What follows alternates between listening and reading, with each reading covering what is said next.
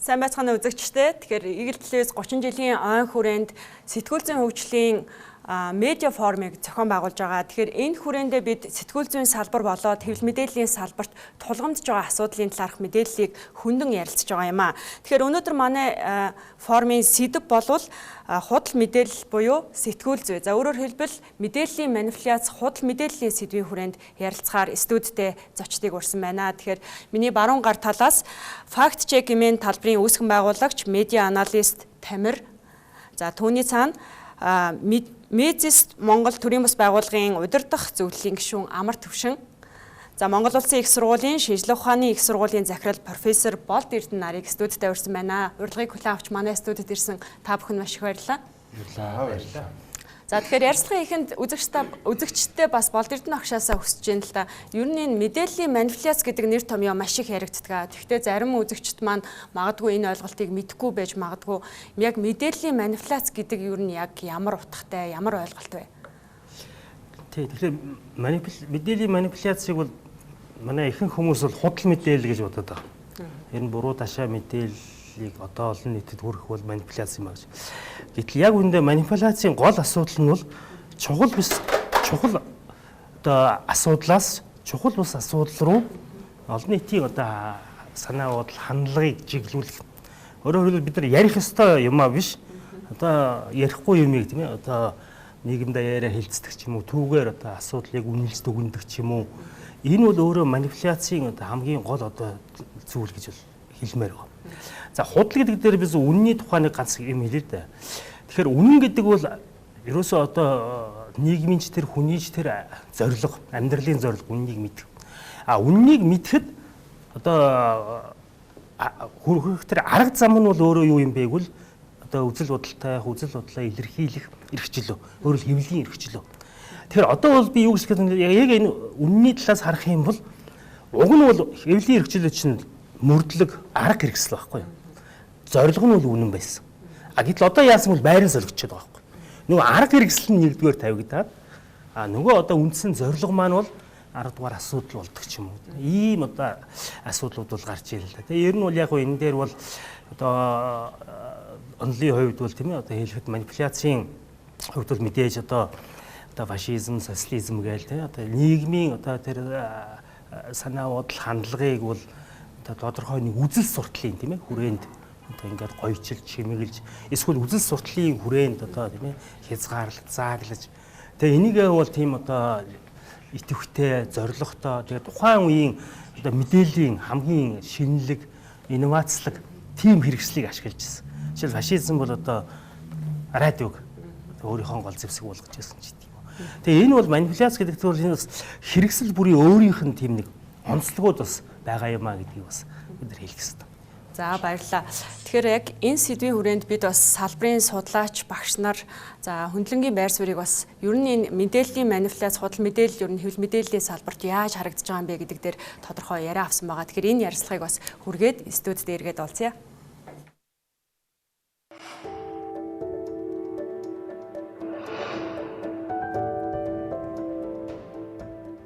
Маш олон хэвлэл мэдээллийн хэрэгсэл оршиж байгаа.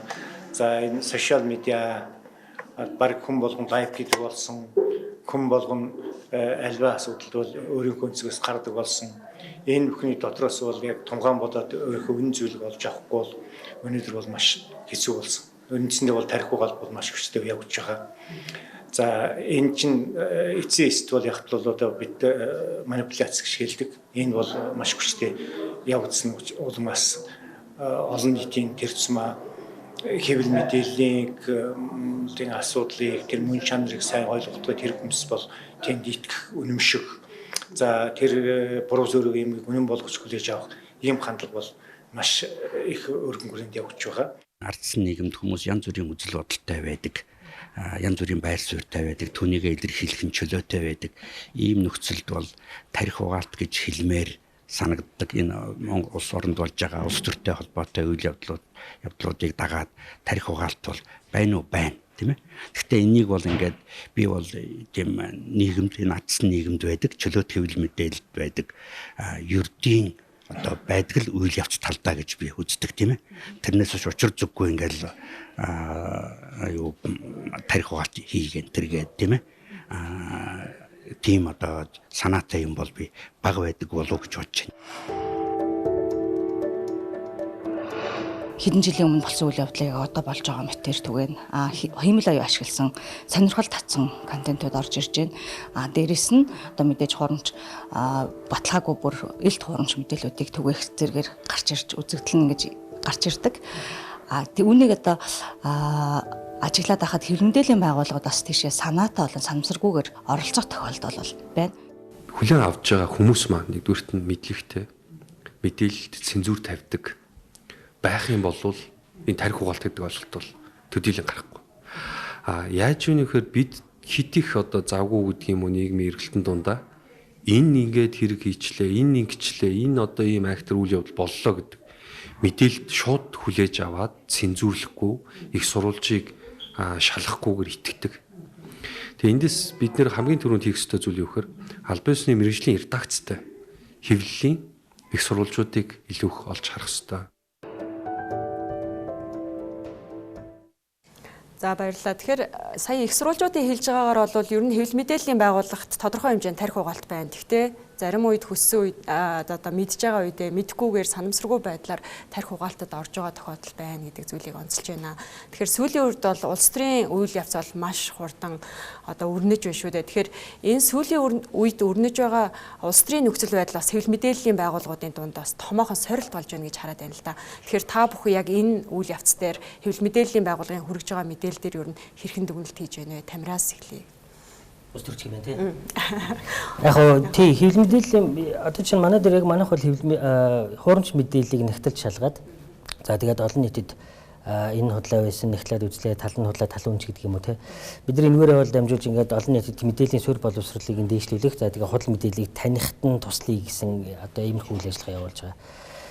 Тэгээ ингээд үзэхлээр манай дээр бол ерөнхийдөө худал мэдээллүүд хаана вэ гэхээр за нийгмийн мэдээллийн сүлжээд үнэмлэхгүй их. Тэр дотор Facebook гэдэг юм. Энийг бол бид нар бүгдээрээ мэдж байгаа. Хэвлэл мэдээллийн хэрэгсэл буюу яг тогтмол үйл ажиллагаа явуулдаг, мэдээлэл тодорхой давтамжтайгаар түгээдэг, мэргэжлийн редакц ажиллаж идэг. Хэвлэл мэдээллийн хэрэгсэл одоо ийгдэл үзэгч гэдэг юм уу те. Яг энэ хэвлэл мэдээллийн хэрэгслэлээр бол худал мэдээлэл бол харьцангуй бага. Одоо энийг бол бид нар бас хэлэх ёстой. Яагаад тэгэхээр энэ сэтгүүлчид худал мэдээллийг тараагаад идэг юм шиг бас нэг ийм ойлголт байгаад идэг. Яг бид нар ингээд судлаад мониторинг хийгээд үзэхлээр харьцангуй бага. Цөөн хідэн хуурамч мэдээллүүд байх, худал мэдээллүүд байх тохиолдол нь мэргэжлийн редакц биш ч гэдэг юм уу.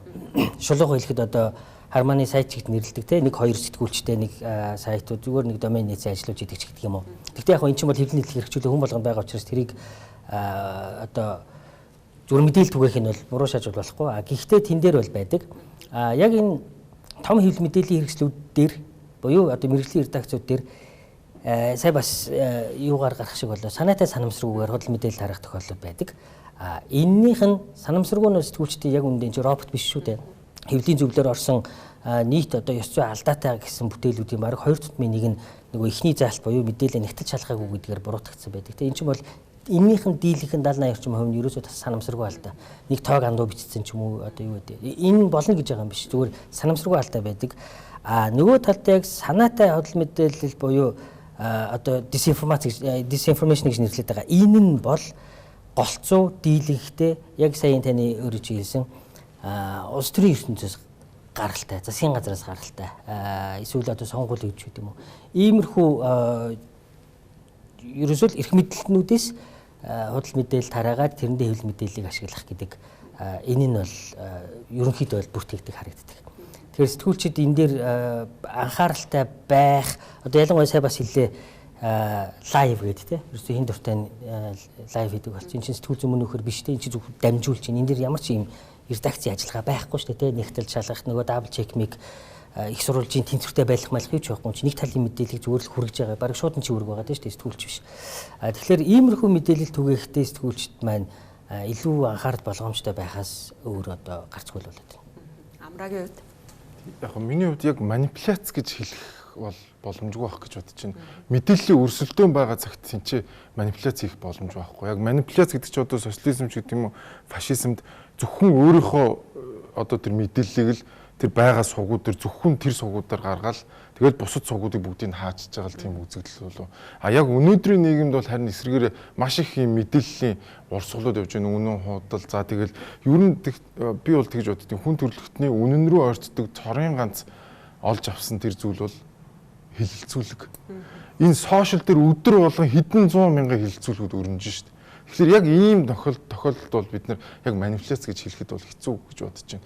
А харин энэ худал мэдээллийг засгийн газраас ч гэдэг юм уу те тараадаг те бүр ингээд зохион байгуулалттайгаар ингээд тараадаг тэр бол санал нийлж байна. Тэгэд энэ надад зүгээр юутай холбоотой вэ гэхээр зөвхөн төрөөс хит одоо хамааралтай ийм сэтгүүл зүйн орчин үүсгэж байгаа юм биш үстэй гэдэг тийм юу. Одоо зүгээр харахад сонгуульд төхөөд ирэхлээр телевизүүд ингээл нэг нэгээрээ шин нэгдэж байгаа л сайтууд нэгдэж байгаа. Тэгээ сонгуул дуусангууд байхгүй болчихж байгаа шүү дээ. Тэгэхээр энэ хэвлэл мэдээллийн одоо зөвхөн төрөөс хамааралтай санхүүжилттэй төрөөс л хамаг юмаа олдог нөгөө нэг жижиг агентлагууд дээр очиж 10 сая гэрээ хийж нэг хэдэн хүнээ залинжуулдаг те.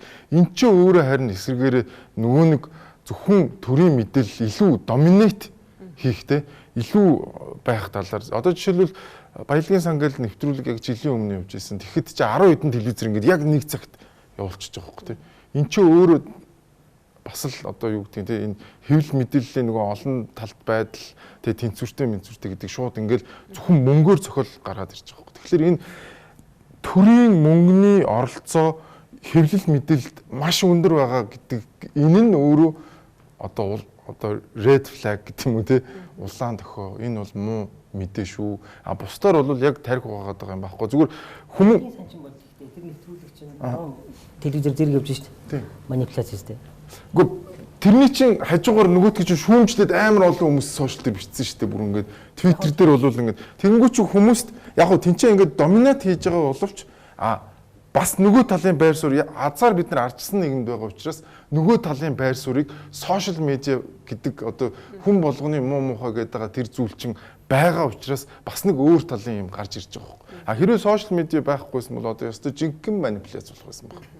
Болд Эрдэнэ агшийн хувьд ямар байр суурьтай вэ? Тэгэхээр бол энэ одоо өөрөө их өргөн хүрээтэй ийм л одоо асуудал л да. Тэгээ ер нь бол улс төр гэдэг ингэхэд бол ер нь бол Монголын үе үеийн засгийн газар бол одоо ерөөсөө л одоо манипуляцаар улс орныг удирдахжсэн. Гэхдээ нэг тийм айдсыг бий болгодог. За миний одоо харж нэг айдс гарч ирнэ те одоо юу ч байдیں۔ Те одоо нэг дайсан айдсыг бий болгоод ковидын үед бол их тодорхой харагдаж байна шүү дээ. Ковид гэдэг нэг дайсан. Тэрний эсрэг тэмцэж байгаа одоо Манаватар бол засгийн газар. Тэр аврагдах гэдэг гүнж бол одоо бид нар тийм ээ ард түмэн. Яг энэ загвар дээр одоо олон жил одоо энэ мэдээллийн одоо үйл ажиллагаа явуулж байна. Тэгээ ер нь сүүлийн үед бол одоо бүр яамдууд өөрийн гэсэн институттэй. Бараг одоо дунд зэргийн телевизээс илүү ийм тоног төхөөрөмжтэй, төсөвтэй ийм одоо хэвлэл мэдээллийн албаттай болчихсон. Тэгэхээр эн чинь бол өөрөө юу хэлж байгааг бол энэ одоо тийм ээ одоо манипуляц гэдэг юмыг бол одоо ямар зорилготой хийж байна гэж. А нөгөө талаар бол улс төр гэдэг дээр бол зөвхөн Монгол улсын хамгийн том компани бол Монгол улсын засгийн газар. Тэрс хамгийн том компани. Тэнд л одоо тэр компанитай ямар нэгэн харилцаатай байж ич одоо хувьсгалын ямар ч байгууллага бол одоо амьдрын штэ. Тэгэхээр энэ зүйл бол одоо үнэхээр одоо энэ тийм ээ сэтгүүл зүүн сүүлийн одоо үеийн энэ одоо нэр муутай байдалд бол шууд нөлөөлж байна. Ер нь сэтгүүл зүүн хөөрхий яхаа бас өөрийнхөө үүргийг гүйцэтгэж явж байгаа. Ямар ч л байсан одоо нэг тийм ээ мэдээллийг нэг үнэн зөв бодиттой хүргэх гээд ингээд үздэг их сурвалжууд яг тэнцвэртэй балансжуулах гээд үздэг янз бүрийн одоо байдлаар бол бас хичээж л. Гэхдээ зүгээр миний бодлоор өөрөө нийгэм маань өөрөө их өөрчлөлт байгаа байхгүй юу? Ер нь зүгээр саяхан би зүгээр нэг тийм судалгаа харсан. Ер нь тухайн одоо нэг цаг үеийн нийгмийн сэтгүүлчт нь ямар бүлэг давхаргийнхан байна гэдэг бол өөрөө тэр сэтгүүл зүг тэр төвшөнд нь аваачдаг. Өөрөө тэр сэтгүүл зүүн үр нөлөө нь бол яг тэр зонхлох давхаргийнхны цонхоор нүдээр энэ цаг үеийн нийгэм улс төр эдийн засгийн асуудлыг хардаг. Би бол шууд хэлмээр. Өнөөдөр Монголын одоо энэ нийгмийн сүлжээ мэдээллийн орчинд бол хармаасын нөлөөлөл давмгаалаад байгаа байхгүй. Ерөөсөө сенсац тарьдаг, ер улсын тийм ээ гачин одоо гаж юмар одоо өөрийгөө сурталчилдаг, эрүүл оюун ухаан логиклог юмыг хүлээн зөвшөөрдгүү. Тэгэл одоо ер нь бол ингээл одоо өдөр болгон бид нар нэг сюрпризтэй учирж штэ. Өнөөдөр ингээд нэг хүн одоо Хавалта аймгийнхан бол хамгийн адгийн амьтдаа. Сэтгүүрийн одоо хүүхдүүд гэж гадагч.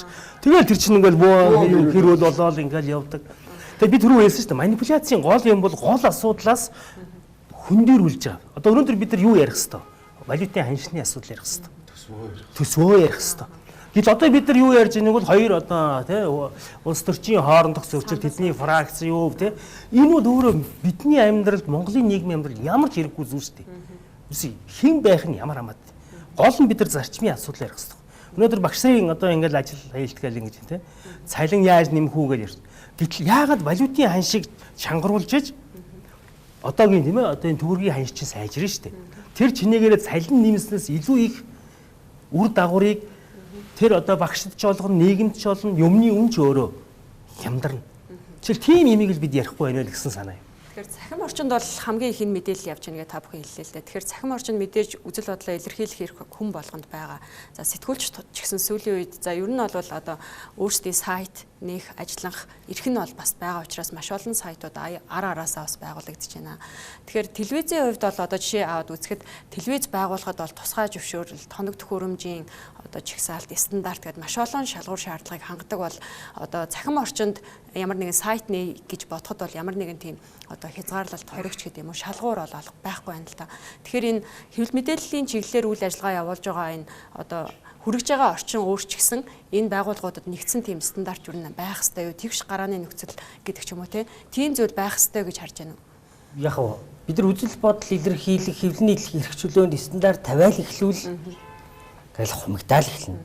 Тэгэхээр яг богт байхгүй телевиз ер нь яагаад стандарттай байдаг вэ гэхээр чинь яг үнэндээ техник хэрэгслүүдийн стандарт нь хамгийн өндөр шүү дээ. Яг үнэндээ. Тэрнээс биш эфирээр цацж байгаа нэвтрүүлэг нийтлэл нэвтрүүлэгт ёс зүйн кодекс байна те. Ёс зүйн зарчмууд байгаа те. Хэвлэлийн зөвлөлөөс болон одоо гаргасан. За редакцуудын өөрсдийнх нь гэдэг юм уу. Тэрнээс өөр тийм за яг хуулиуд байгаа те. Жишээлбэл гүйтгэж доромжилж болохгүй ч гэдэг юм уу яадгийн одоо холбогдох хуулиуд байж бол тэрнээс биш өөр юм бол байхгүй шүү дээ. Тэгэхээр сайт чинь нөгөө технологийн хувьд бэлтгээд гаргахад хялбар байгаа шүү дээ. Энэ нь л ялгаа байгаа. Яг хуу жоохон өмнө бол телевиз долгион ашигладаг гэдэг утгаараа жишээлбэл долгион ч нөрөө газартай адилхан бүх ард түмний өмч гэж явдаг. Тэгээд долгион ашигладаг гэдэг утгаараа жишээлбэл үндэслэл авахгүй шүү. Арай илүү өөр одоо зохицуулттай байх ёстой. Тэгээд тэрийг ингээд хүсэлт одоо хүссэн үсээгөө үдчихийдэг учраас гítэл сонин жишээлбэл тийм учраас телевиз дээр одоо аль нэг намыг илт одоо дэмжих хэмжих тэр тэнцвэр байдал аягүй чухал байгаа гэсэн. Сонины хувьд бол жишээлбэл хүм өөрөө мөнгө төлөө худалдаж авч байгаа учраас сонголтоо хийж байгаа. Сонголтоо хийж байгаа учраас тэр авсан юм одоо кабелийн телевизтэй адилхан байхгүй яг энгийнээр бол тэр тэргээр юу ч явж исэн болно. Телевиз бол арай өөр гэдэг нь ууг нь бол суурны. Яг одоо ингээд сайтууд өөрөө сая хэллээ шинээр сайтууд аягүй их гараад ирнэ. Эний чинь бид нар хэрвээ стандарт тогтоогоод боомлоод эхлэх юм бол дараа нь жирийн иргэд чинь зүгээр одоо сошиал медиауд юугаар зүгээр бодит амьдрал дээр үг хэлэхэд хүртэл одоо стандарт тэрэнд ингээд дах хэрэгтэй бол нөгөө том ах хараад ийн гэдэг чинь ёстой жинхэнэ тийшээ чинь очих гэсэн үг. Тэр сайтууд гарч яах нь ерөөсөө асуудал биш. Тэр мянган сайт өдөртөө мянган сайт одоо чадал нь хүн байдаг юм бол одоо яг хуу тэний хүмүүс л байгаа үз. Тэр нээх нь ерөөсөө асуудал байхгүй. Энэ дээр хамгийн чухал юм нь юу вэ гэхээр эн чинь цэвэр шудраг зах зээлийн зарчмаар шудраг өрсөлдөөл байх хэрэгтэй. Сая ингээд хоёр зочин дээр давтагдсан юм гэхээр засгийн газар хамгийн том компани хамгийн их хэрэг мэдлэлтэй байна. Төрөөс их хамааралтай байна. Энэ ерөөсөө би энэ салбар дотор хамгийн их ярьдаг юм юу вэ гэхээр төрийн мэдээллийг дамжуулахын тулд мөнгө аваад байна шүү дээ, тэ. Энэгээр амьдраад байна шүү дээ. Энийний чинь төлөө сайт нэгээд байна шүү дээ, тэ. Энэ чинь өөрөө хамгийн том асуудал байна. Энийг ямар нэгэн аргаар салгахгүйгээр цаашаа манай хэвлэл мэдээллийн салбар эсвэл сэтгүүлчид чадварчих сэтгүүлзүү цэвэрхэн чанартай болно гэдэг юм хэсэгтэй байхгүй. Eagle телевиз. За жишээлбэл одоо өөр хүмүүсийн яг хамгийн ихтгэлтэй авдаг их сурвалж одоо юу гэдгийг одоо за нэр дурдаад ч яг бусдын гомдоо чинь эдгээр яг үнэндээ төрөөс авж байгаа төрийн байгууллагуудад ажиллаж байгаа нь 20%-аас ихгүй бидний одоо ингээд судалгаагаар үзэхэд бараг 100% төрөөс санхүүждэг нь юу вэ гэхээр нөгөө нэг жижиг сайтууд гэдэг юм уу жижиг хэвлэл мэдээлэл хэрэгсүүд. Тэгээ эдгээр чинь тэрнийхээ стожинкэн манипуляц пропагандаг ин хийж идэг нэг юм хувийн сувгч гэн болсон.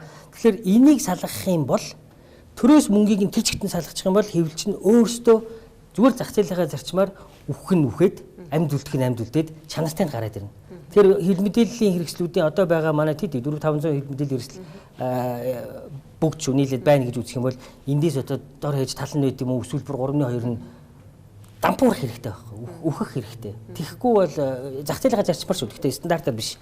Тэгчих юм бол чинь өрсөлдөөнөөрөө сайн гараад ирнэ. Тэнгүүд ингэхлээр төрийн мэдээллийг тэгээд түгээж байгаа эн чинь одоо редакц ажиллаж чинь тэрэндээ мөнгө авах хэрэгтэй шүү. Тэгээд зарим сэтгүүлчид хэвлэлийнхэн эзэд энэ төр ярьдаг юм. Үгүй шүү дээ. Төр засгийн газар яамдууд төр олон нийтэд яг хүний амьдралд хэрэгтэй тушаал шийдвэр гаргасан бол тэр чинь сэтгүүл зүйн утгаараа айгүй үнцэнтэй мэдээлэл байхгүй.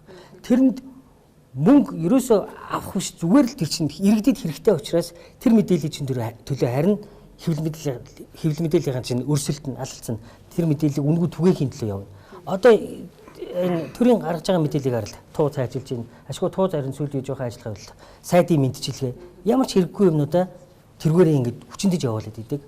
Яг хэрэгтэй шийдвэр гарсан бол тэр чинь ямар ч мөнгөнд тарах асуудалгүйгээр сэтгүүл зүйн үнэтэй материал байхгүй юу? Энийг уг нь ингээд болчих юм. Төсвийн хамаарлыг яаж буулгах гарц байна Амрагийн хувьд? Яг би бол яг төсвийн хамаарлал гэхээсээ илүү эхлээд нөгөө хүмүүс яаж энэ би бол пропаганда гэж хэлвэл гоё тохирохоор юм байна.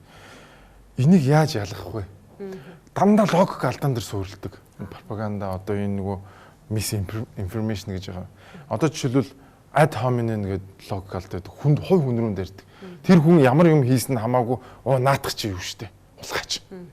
Тэ? Эсвэл тэнцээ ингэж явуулдаж исэн. Эсвэл энтэй ингэж яадаг ч гэдэг юм уу те. Дандаа хой хүн. Эсвэл бол half truth гэдэг логик алдаад. Хагас нь үнэн, хагас нь худлаа мэдээлэл өгчдөг. Яг дээр тэнцээ уулзаа сууж исэн зургийг гаргаж үнэтэй энэ хоёр ч хоорондоо авилгал хийх бол өгүүлцэж олдсон байна гэж тангууд зураг нь байгаа. Гэхдээ яг үүндээ юу хийж уулзсныг хинч мэдэхгүй. Cherry pick гэдэг логик л нэг ингээл нэг баримт гаргаж ирэл яриад идэг. Гэхдээ зөвхөн өөрт таалагдсан баримтуудаа аваад бүтэн баримтууд дээр дүгнэлт хийхгүй бол энэ дахиад misinformation. Ингээд харахад үнэн юм шиг мөртлөө цаана дандаа ингээд хүмүүсийн толгойг эргүүлэхдээ нөгөө хүмүүсийг пропаганда явуулах ийм юмнууд үүдэг. Тэгээ түрүүний бас ахаа ярьсан дэр ямар нэг юм дайсан заавал зохиодог. Заавал нэг дайсан байгаад нийгмийг хоёр хуваажгаад тэгээд эн чинь пропаганда явуулдаг. Зүгээр таны асуултан дээр ярихад бол төр бол өнөөдөр яг ийм том данхар байгаа нөхцөлд сэтгүүлчд маань хичнээн сайхан одоо бид нар төрөөс хамааралгүй бай гэж орилоод нэмэр байхгүй. Ягаад гэвэл энэ их мөнгөний төлөө хүссэн хүнээ худалдаж авахд бэлэн биш шүү дээ. Ямар ч телевизийг, ямар ч инфлюенсерийг нөгөө инфлюенсерүүд нь ингээл өчигдөр нь ингээл тэрвэрлдээ явж исэн мөнгө авчингуудаа маргааш нь шууд нэгнийгээ муулаад бичиж идэг ч юм уу те. Тэгэхээр энэ маш том зардалтай болсон төрийг жижиглэхгүй бол энэ хэвлэл мэдээллийн төрөөс хараад байгаа бол хизээч дуусахгүй улам ялзарсаар байх болно. Энэ бол ялзар шүү манайхаа. Энэ бол ингээд манай хэвлэл мэдээллийн салбар төрөөр дамжаад ялзарч байгаа хэлбэр маш одоо гүнзгий явцсан байгаагийн л хэлбэр шүү. Болд Эрдэнэгийн хувьд ямар байр суурьтай? Тэгэхээр бол ер нь бол хоёр зочинтойгоо санал нэг байна л да. Тэгээ мэдээж бол одоо би сая одоо бодож зогслоо. Хамгийн гол одоо асуудал бол юу вэ гэвэл ер нь бол одоо зөв би зүүрлж ярих юм жишээл маад хөгжиж байгаа сэтгүүл зүй байна. Жишээл спортын сэтгүүл зүй байна. SBS байна. Хөл бөмбөг, сагсан бөмбөг дамжуулдаг. Тэрнийхээ хүрээнд ингээ тий 4-5 хөтлөгч нь тий ингээд ярилцдаг тий тэд нар дээр анализ хийдэг. Тэр бол үнэхээр одоо барууны төвшөнд одоо хүрсэн ийм сэтгүүл зүй манад байгаа байхгүй хөл бөмбөг, сагсан бөмбөгийн одоо сүүлд бол одоо энэ нөгөө цахим спорт тий. Одоо энэ тэр тайлбар нь гадаад мэдээний тоомууд бас их гоё юм шүү дээ Монголд. Тэгэхээр хаана асуудал байна вэ гэвэл одоо үнэхээр л одоо энэ тийм ээ улс орны асуудал, эдийн засгийн асуудал энэ төр дээр л одоо тийм ээ жинхэнэ дээр одоо хуулах сурчлагаа гэдэг юм чинь бол явж штэ. Уг нь бол одоо жишээлбэл эдийн засаг санхүү дээр улс төрчих ямар ч хэрэггүй байхгүй. Энд яг бодитоо бид нар ярьж ээж, харж ээж тийм ээ энийг чи одоо бид нар зөв тийм ээ тэр арга замын олдог. Ер нь хэвлийн эрх чөлөө бол түрүү би их ярианыхын дурдсан. Гол асуудал нь одоо Жон Мил гэдэг хүний үнний тухай дөрвөн эргцүүл гэдэг дээр. Тэр хүний гол санаа нь бол юу юм бэ гэвэл ерэн зүгээр одоо ингэ бид нар үннийг олохын тулд буруу ярьж байгаа хүний эрхийг ч гэсэн нээ. За тэр хүн буруу ярьж болно. Гэхдээ тэр эрхийг нээх ёстой. Яагаад гэвэл тэр худал бурууд үнний өчүүхэн ч гэсэн ор бий. Хоёрдугаарт үннийг бид нар ингэ шалгахгүй бол энэ хэрэг гэж юу вэ? Гуравт мөнхийн үнэн гэж байхгүй. Цаг үеэрээ өөрчлөгддөг. Тэгэхээр энэ хэвлийн эрх чөлөөний чи гол философи гаргасан Жон Мил гэдэг философч нь өөрөө юуг тавьсан юм бэ гэвэл сэтгүүл зүйд зориулаагүй. Энэ зүгээр л хүн нийгэм үннийг олох ёстой. Үнэн гэдэг бол өөрөө бидний амьдралын одоо тийм ээ утга учир. Тэгдэж бид нар одоо зөв төсөөл ойлголттой болно гэдгээр л авсан байна. Нэг зүйлийг бас асуумаар байна л да. Сая бас Амра ярианда инфлюенсер гэдэг зүйл хэллээ. За хэвлэл мэдээллийн салбараас бол одоо инфлюенсерийн хэмжээнд нөлөөлөгч маш олон хүмүүс байдаг. Тэгэхээр нэг талаар редакцид хамаарч байгаа сэтгүүлчид бол редакцийн одоо нүүр царай төлөөлөл болж явдаг боловч нөгөө талд сошиал орчин дээр бол бие хүн, хувь хүн гэдгээрээ бол бас өөрсдийн үзэл бодол байр суурийг илэрхийлдэг шүү дээ. Тэгэхээр зарим тохиолдолд бас сэтгүүлчид хувь одоо орон зайдаа өөрсдийн үзэл бодлоо илэрхийлээд за тэр нь алдаатай худал байх тохиолдол бол гардаг. Тэгэхээр ер нь энэ сэтгүүлчид ер нь хувийн орон зай байх нь редакцтай холбоотой байх ёстой юу эсвэл салангад авч үзэх ёстой юу? Энийг бас иргэд яаж хүлээж авах ёстой бол? Яг олон улсын туршлагууд дээр бол янз бүр байгаа. Дийлэнх нь сэтгүүлч редакцтай гэрээ байгуулах үедээ хувийн орон зай сэтгүүлчээр ажиллаж байхдаа энэний манай нүүр царай гэж байгаа бол бараг сошиал медиа ашиглахыг нь хориглох тохиолдлууд цөөнгүй байдаг. Ер нь зүгээр яг логик нь юу вэ гэвэл манай дийлэх гарах гэдэг бас нэг асуудал байгаа гэдэг нь сэтгүүлч олж авсан мэдээлэл тухайн редакцаас цацхаас өмнө өөрөө тэр чинь одоо телевиз болж чинь орой цацсан тийм үү? Тэрийг өөрийнхөө хувийн юмар ингэ зэрэг явуулчихдаг. Энэ бол уг нь байж боломгүй ёс зүй алдаа, мэргэжлийн алдаа.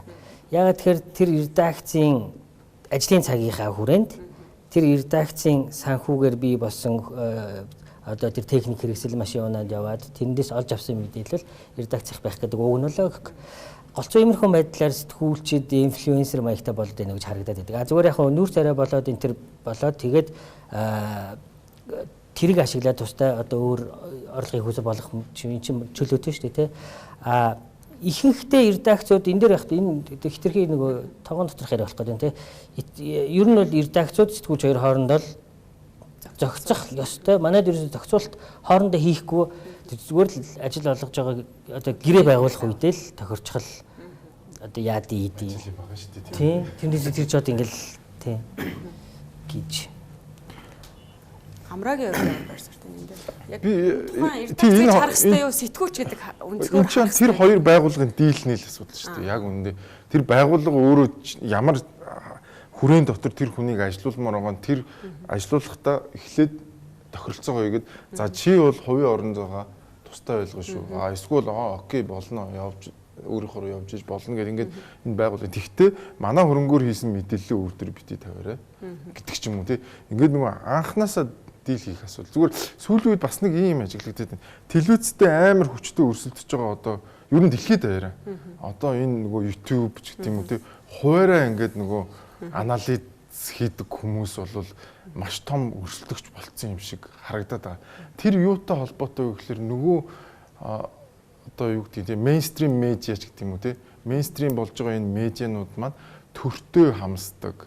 За тэгээ пропаганда явуулдаг учраас нөгөө нэг децентралайз хийх юм процесс явагдчихна уу тийм нөгөө хүмүүс үннийг ирэх явцдаа нөгөө телевизүүд чинь аль хэдийн нөгөө төрийн юмнуудыг ингээд дамжуулаад ирэнгүүт чинь нөгөө арай өөр байдлаар мэдээлэл авах сонирхол үүсэж штэ. Тэгэнгүүт тэрийг энэ YouTube-ийн аналитик нөхдүүд ч гэдэг юм уу те эсвэл Facebook-ийн аналитик ийм хүмүүс энэ телевизийн орон зайг маш хүчтэй булааж авч байгаа юм шиг тийм мэдрэмж сүүлийн үед ирж байгаа. Зөвхөн Монголд явж байгаа үзэгдэл шинэ бол дэлхийд даяар явж байгаа те. Одоо BBC-г үзэхээ болоод илүү нөгөө влогерыг үздэг болдог ч юм уу те. Ийм процесс явагдаж байгаа. Тэгэхээр яаж одоо телевизийн салбар маань survive болох ёстой юм бэ гэхээр нөгөө хүмүүстэйг одоо өрсөлдөөд илүү тэр хүмүүсээс илүү үннийг хэн үннийг тарааж ийн тэр хүнийг л хүмүүс үзэх сонирхолтой болчиход байгаа. Тэгэхээр тэд нэртэйгээ бас нэг өрсөлдөх гэдэг амар том ажил гараад ирсэн байгаа юм шиг санагдаад байна шүү дээ. Болд Эрдэнэ багш. Тэг яг нийгмийн сүлжээний за инфлюенсер гэдгийг бол би нэг арай өөрөөр бас хэлэх гээд байна л да. Энэ бол ер нь бол юу юм бэ гэвэл олон нийтийн адилсах даган дуурайхын сэтгэл зүйнтэй холбоотой. Ер нь бол хүн бол одоо өсгөөсөө агуулад өтлөх хүртлээ бол ямар нэгэн байдлаар бусдыг дагаж дөөрээдэг. Өөрөөр энэ чинь хүн нийгмийн амьтан баг.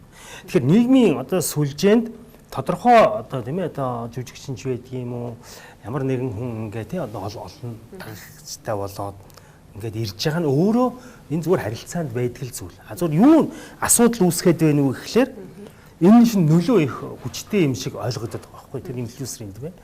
Гэхдээ ер нь инфлюенсер гэдэг бол миний ойлгож байгаагаар бол одоо юу гэдэг аялалч байдаг юм уу, хоолч байдаг юм уу, хувцас сунарч байдаг юм уу, гоо сайханч байдаг юм уу. Тийм юмны хүрээнд л баймаар зүйл. Тэгээс улс төрийн хүрээнд инфлюенсер гэж баймаар. Хэвлэл мэдээллийн хувьд бол би ялахд гол зүйл нь бол хэвлэл мэдээлэл би редакцийн өөрийн тийм нийтлэл нэвтрүүлгийн бодлоготой байх хэрэгтэй. Ер нь хэвлэл мэдээллийн хэрэгсэл ямар нэгэн үзэл санаатай байх хэрэгтэй. Либерал байдгийн, монархист байдгийн юм уу, хамаа алга коммунист байж болно шүү дээ. Бид нар бол тийм ээ тэр үндсүү байр сууриасаа улс орны асуудал ямар нэгэн асуудлыг ингээд олон нийтэд хүргэдэг. Ер нь бол сэтгүүл зүйн гол үүрэгч нь асуудлыг гаргаж тавих байхгүй. Асуудлыг шийдэх биш. Шийдэх хүч чинь өөрөө нийгэм өөрөө. Анда тийм ээ одоо өөрчлөгдөн, шинжлэгдэн, шийднэ. Сэтгүүл зүй бол өөрөө асуудлыг тавина. Энд чинь ийм болоод байна шүү дээ.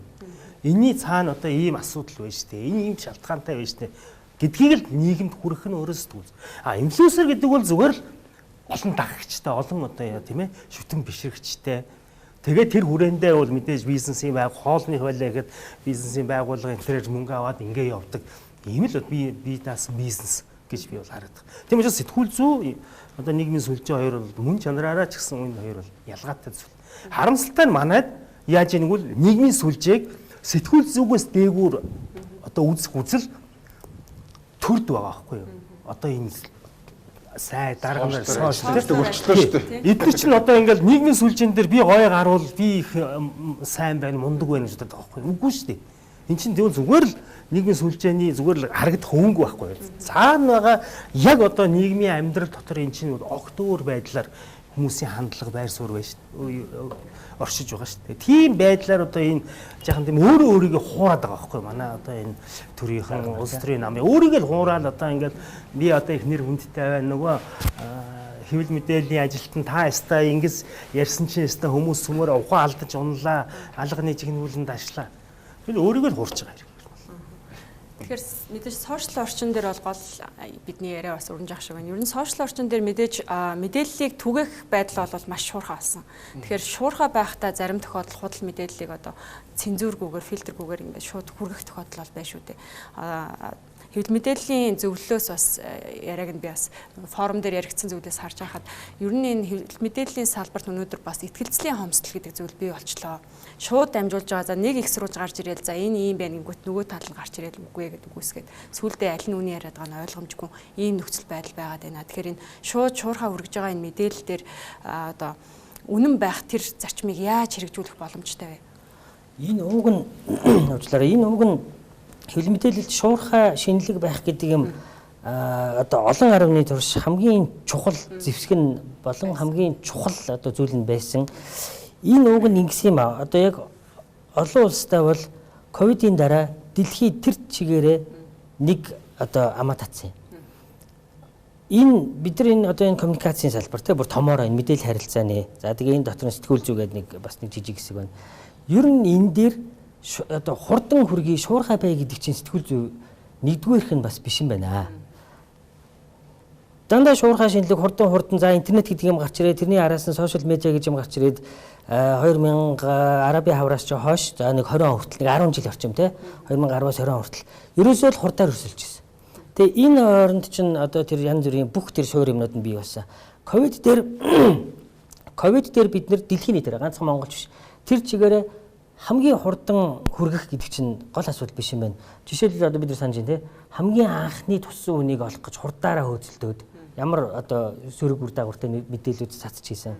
Тэгвэл тэрийг эргээд бодоход тэрийг төрүүлж мэдлээ гэдэг яг яах юм. Хин ер нь анх туссан яг хинт ч хэрэгтэй.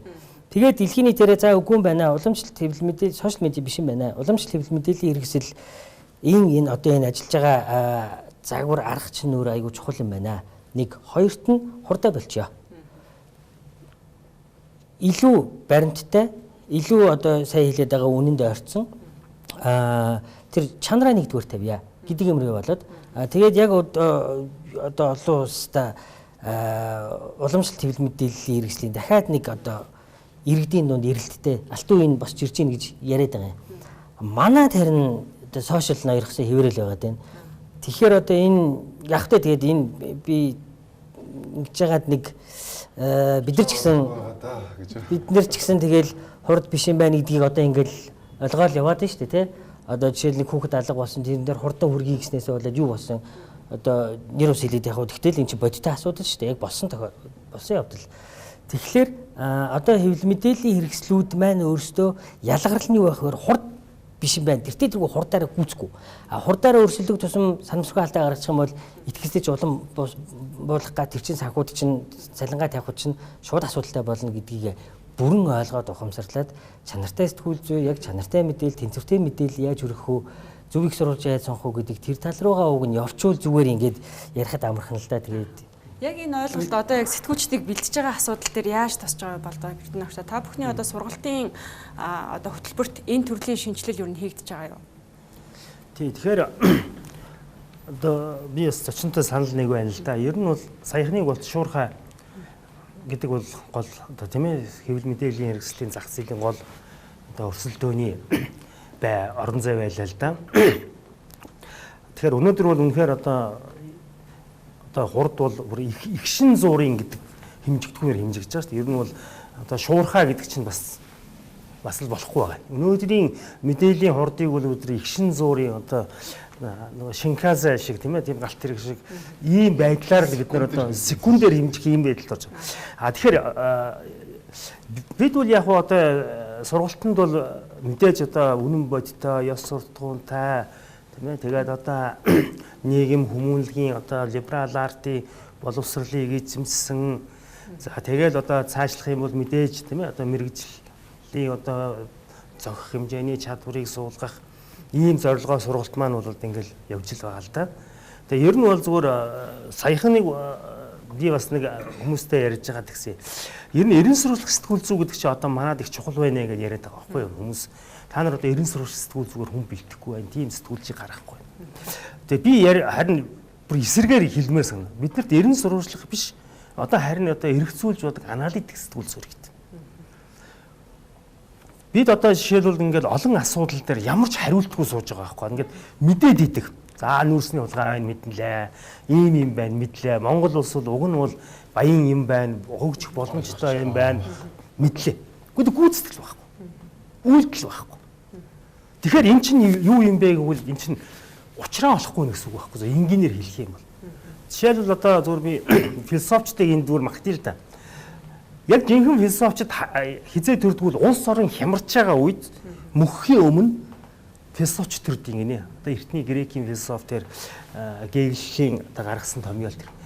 Тэгээд тэр үзэл санааг нь бол дараагийн үеийн ингээд хэрэгжүүлдэг. Тэрний дараагийн үеийн тэрний үр дагаврыг хүртдэг. Тэгэхээр би юу гэж Монгол тийм философ алга. Одоо энэ Монгол улс яг яаж хөгжих юм бэ гэдэг тийм үзэл санааны өөрийн гэсэн Монголын одоо хөрсөн дээр сус тийм байхгүй байна. Тийм учраас өнөөдөр бид нар ч одоо учраа олохгүй тийм ээ мэдээд идэг.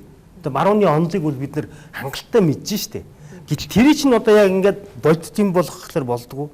Жий жахан заа хитрээд явчлаа. Гэхдээ зүгээр энэтэй би холбоод ингээд ойлгоход бол шил бид нар сэтгүүл зүйдээр бол одоо бид нар аль болохоор тэр аналитик тийм ийм одоо сэтгүүлчдийг бэлтгэх аль болохоор ёс суртахуунтай ёс зүйтэй хүнийг бэлтгэх аль болохоор мэдээллийн үнэн одоо гол үнс нь болсон үнэн бодит гэдэг юм руу тэмүүлдэг. Тэгээд энэ мэрэгчлэр бахархдаг. Энэ одоо ерөн сэтгүүлчдүүд үеийн үед дундын доод бүлгийнхэн байсан шүү дээ. Нийгмийн одоо Америк баруунч тэр. Өөр сэтгүүлч хүн баян байдаггүй. Угаасаа сэтгүүлч болгож байгаа хүн тэрийг мэддэг. Шүдний эмч өмгөөлөгч бол баян болдог. Мэргэжил. Сэтгүүл зүй чинь өөрөө тийм угаасаа одоо альж цаг үед тийм л гол нь юу авч явдаг юм бэ гэвэл хүсэл эрмэлзэл итгэл тэр одоо өөрийн гэсэн тэр бахархал нь тэр дотоод тийм ээ газрын зураг нь үнэт зүйлийн тэр хүнийг авч явдаг.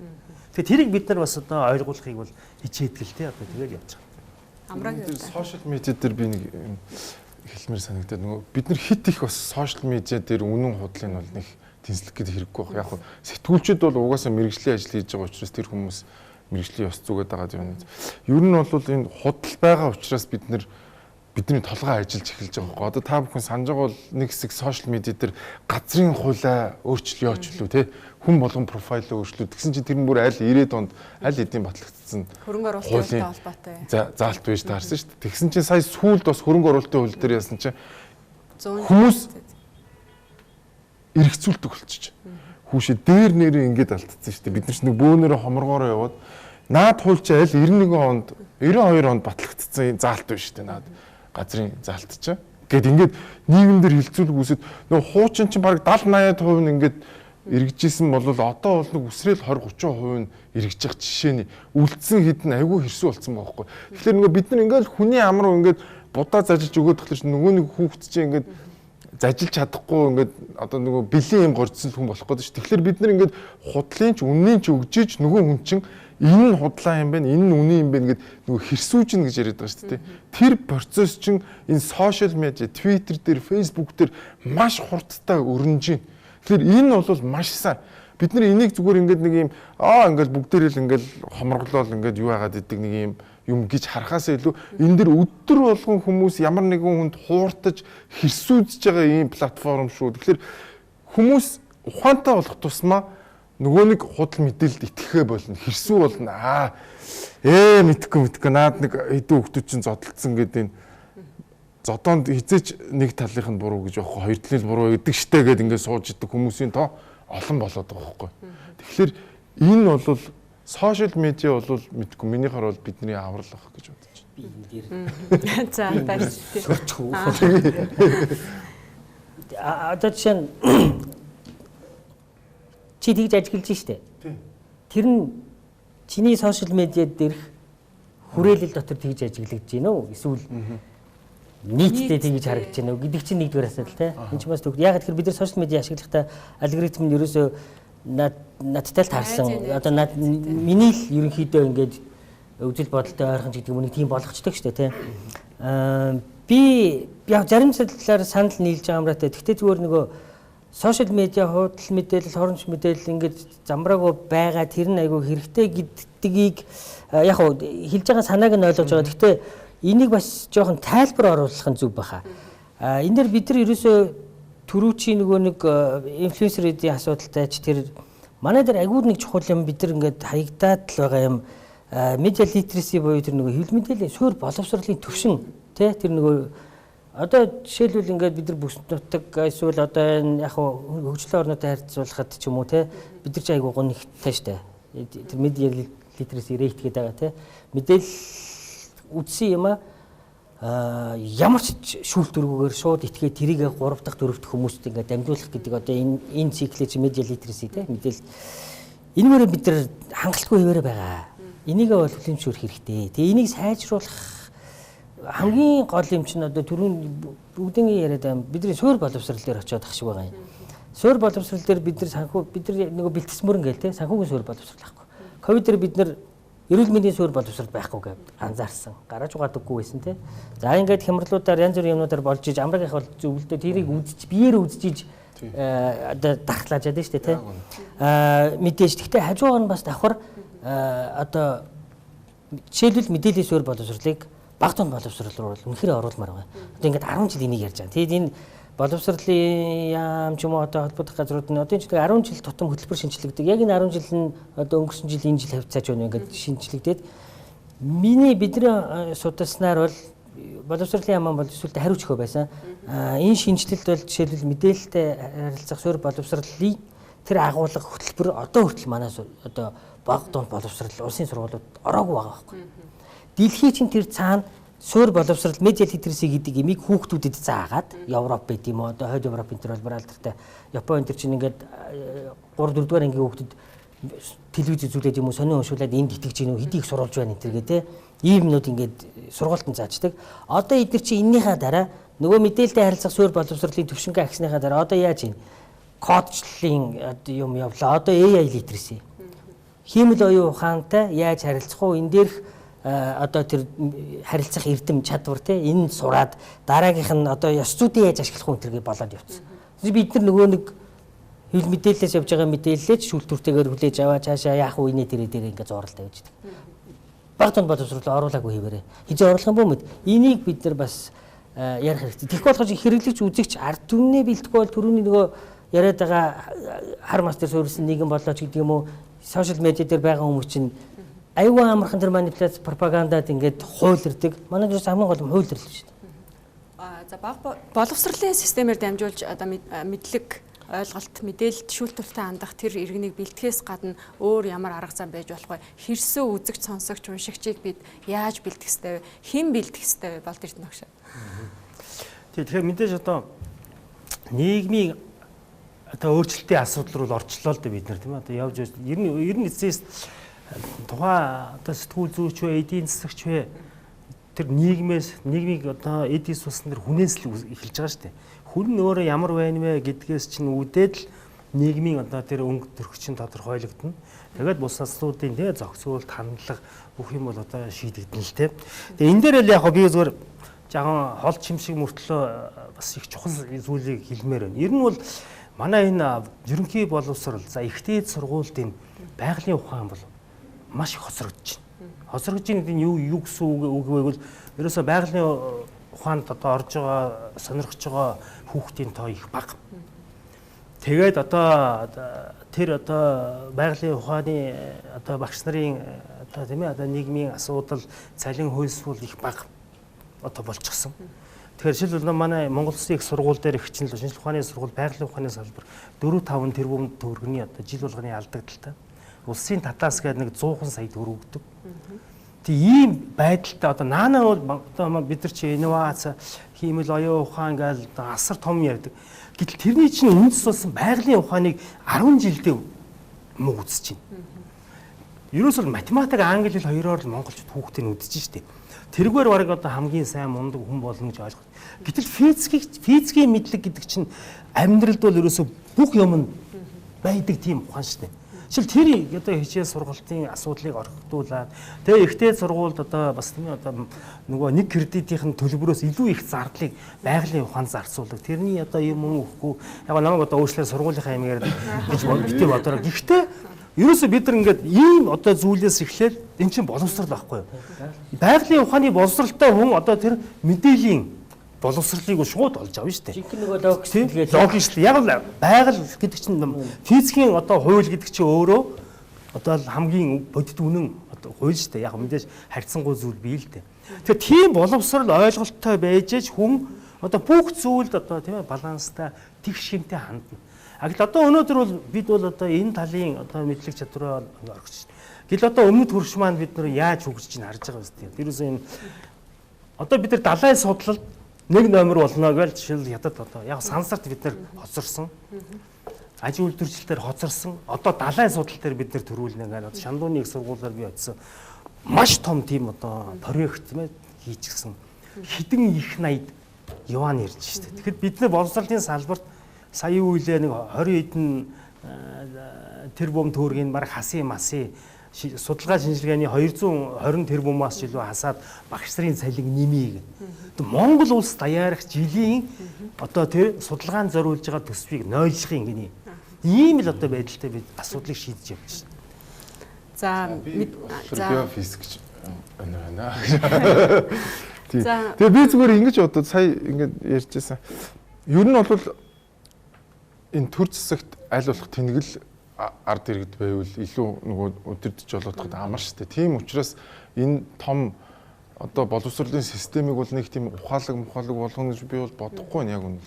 Тэгэхээр өнөөдрийн төвшөнд бид нар юу хийж болох вэ гэвэл яг хувь хүн яг энэ дээр санаа зовоод явж байгаа хувь хүн болгон энэ дээр л ажиллах хэрэгтэй юм шиг. Одоо чинь эднийх факт чек гэж явж байна. Энд чинь бас л ингээл хүмүүст эргэцүүлэх юм явж байна. Жишээлбэл 7 хоног болго ямар нэг их сургуулийн оюутнуудтай очиод энэ юу н логик алдаа гэж юу юм? Яагаад хүн логик алдаа гаргаад идэв?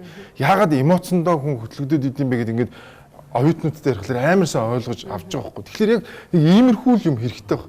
А тэрний нэг нь одоо бид нар ингээд сошиал медиа дээр ингээд байнгын хилцүүлэг өрнөж шít. Яг мэдээж эн чинь 100% лаг маг гой мой гэж байгаа юм биш. А гэхдээ ямар нэг байдлаар хүн хилцүүлэгт ороод тэнцээ юм бичиж гин гэдэг чинь л тэнцээ ямар нэг байдлаар тэр чинь ингээ нэг шалгуурт ороод нэг хүнтэй маргалддаг. За эхэндээ би энэ рүүгээ субъектив дайрж байгаа, сүүлдээ нөгөөтгнөөсөө залхаад ингээд явдаг.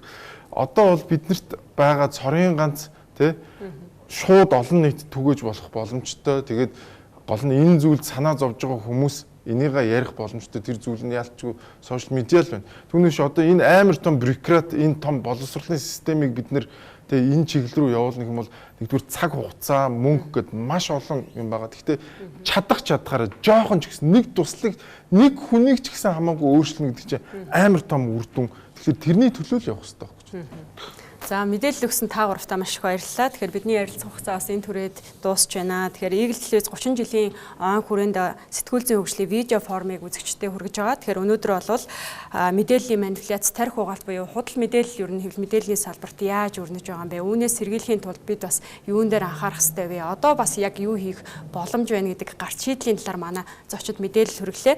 Тэгэхээр манай студид Монгол Улсын их сургуулийн шинжлэх ухааны их сургуулийн захирал профессор Болд Эрдэнэ, Медиас Монгол төрийн бас байгууллагын удирдах зөвлөлийн гишүүн Амар Төвшин, за факт чекмент талбарын үүсгэн байгуулагч медиа аналист Тамир нар ирж мэдээлэл хүргэлээ. Урилгыг хүлээн авч манай студид ирсэн та гуравт маш их баярлалаа. Өрсөнд маш их баярлалаа. Хэлгийн 30 жилийн мэнд хүргэе. За баярлалаа. Гоё телевиз шүү дээ. За баярлалаа. Үзэгчтэй маш их баярлалаа.